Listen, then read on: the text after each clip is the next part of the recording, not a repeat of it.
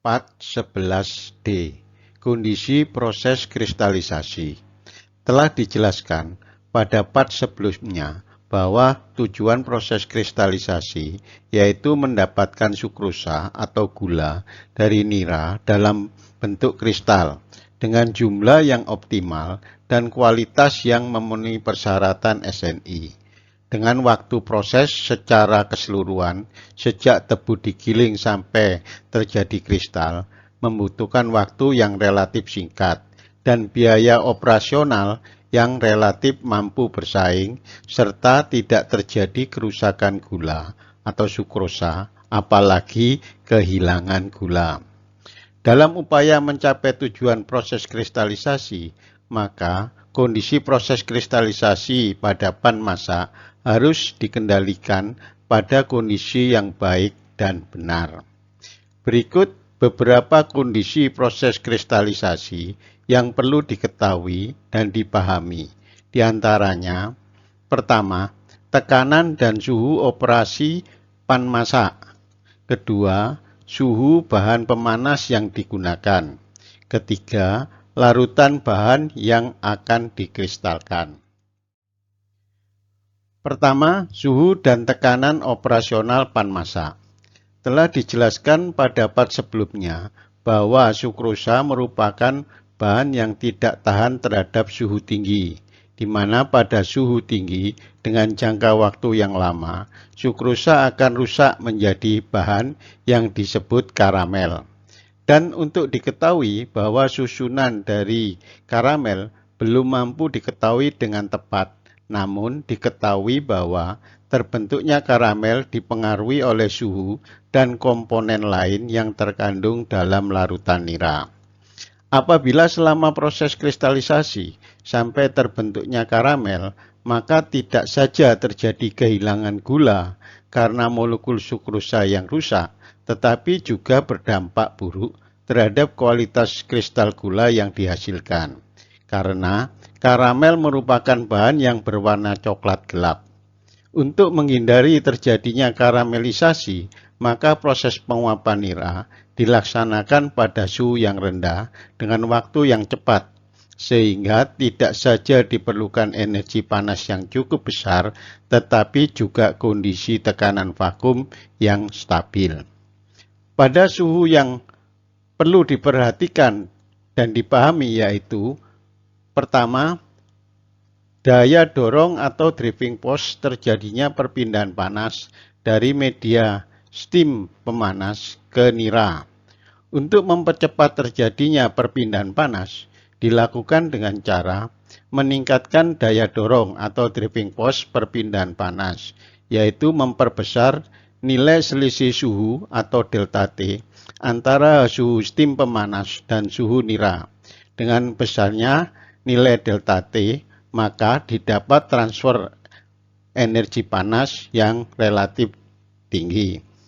Kedua, suhu bahan pemanas harus dibatasi pada suhu yang tidak merusak sukrosa yang terkandung pada nira, sehingga untuk mendapatkan driving force atau delta T dapat ditempuh dengan menurunkan suhu nira dengan jalan menurunkan tekanan operasi dari pan masak, sehingga kondisi operasi tekanan menjadi vakum.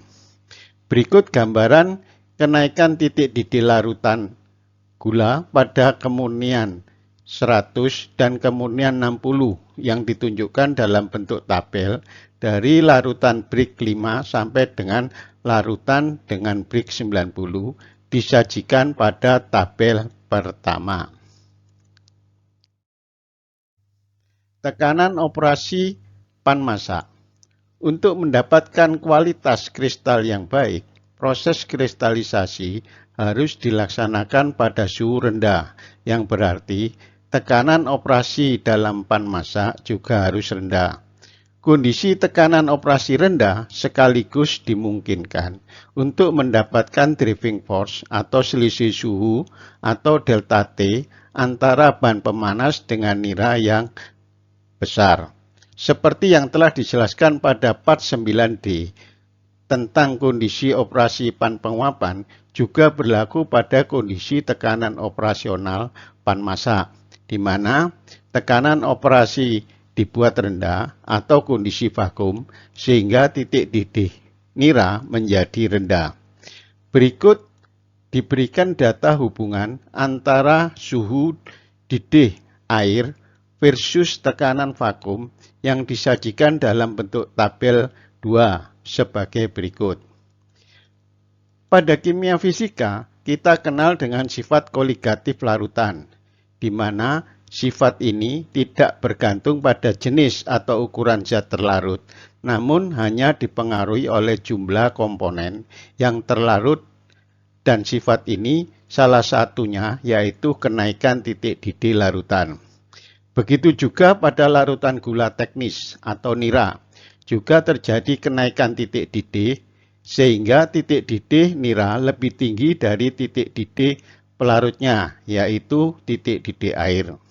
Adapun besarnya kenaikan titik didih yang terjadi pada nira dipengaruhi oleh jumlah besar kecilnya bahan terlarut. Sedangkan bahan yang terlarut dalam nira berbagai macam, makanya kenaikan dapat dikatakan bahwa titik didih nira dipengaruhi nilai HK larutan. Berikut gambaran besarnya kenaikan titik didih nira dalam derajat Celcius untuk masing-masing konsentrasi dari larutan dan besarnya HK nira yang disajikan dalam tabel 3. Contoh perhitungan kenaikan titik didih saat operasi kristalisasi di pan masak. Kondisi operasi pan masak, tekanan vakum sebesar 64,2 cm Hg. Nira yang akan dikristalkan konsentrasinya 70% dengan HK 80. Berapa suhu nira saat operasi kristalisasi? Untuk menyelesaikan kasus di atas, pada kondisi operasi kristalisasi pan masak pada tekanan 64,2 cm Hg dan dari tabel 2 didapat titik didih air murni pada tekanan tersebut sebesar 55 derajat Celcius. Selanjutnya, cari besarnya kenaikan titik didih nira pada konsentrasi 70% dan HK 80. Dari tabel 3 didapat kenaikan titik didih sebesar 6 derajat Celcius.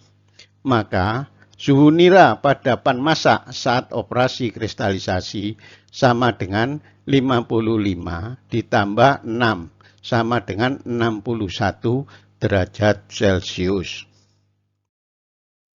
2. Suhu bahan pemanas. Pada proses kristalisasi dilaksanakan dengan mengatur konsentrasi larutan. Oleh karena itu, proses penguapan air dari bahan nira yang semula larutan encer perlu diatur sesuai dengan tujuan proses kristalisasi, yaitu mendapatkan kristal sukrosa dari larutan nira yang diuapkan.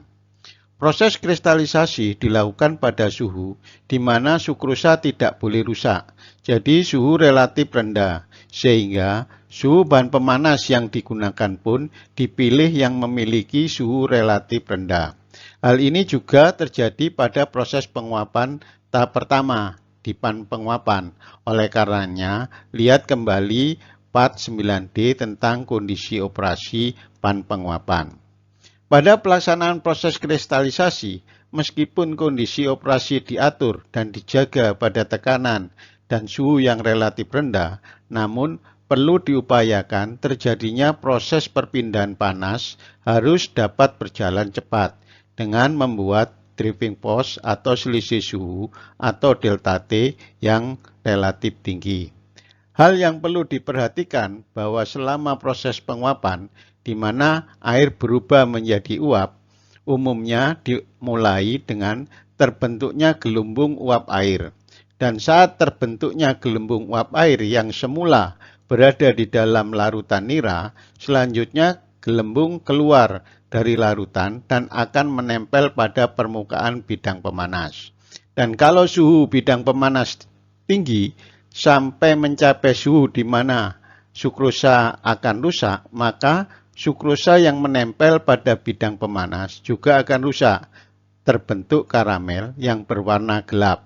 Maka suhu pemanas juga diatur tidak terlalu tinggi. 3. Larutan bahan yang akan dikristalkan. Beban proses kristalisasi ditentukan oleh kandungan bukan gula dalam nira, baik jumlah maupun jenisnya. Sehingga kandungan bukan gula ini akan berpengaruh pada kualitas kristal gula yang dihasilkan. Begitu juga terhadap kecepatan proses kristalisasinya. Telah dijelaskan pada part sebelumnya bahwa mekanisme terbentuknya kristal sukrosa terjadi karena adanya penempelan sukrosa pada inti kristal, sedangkan sukrosa yang menempel ini berbentuk suatu rantai sukrosa yang memiliki massa yang relatif lebih besar dari satu molekul sukrosa.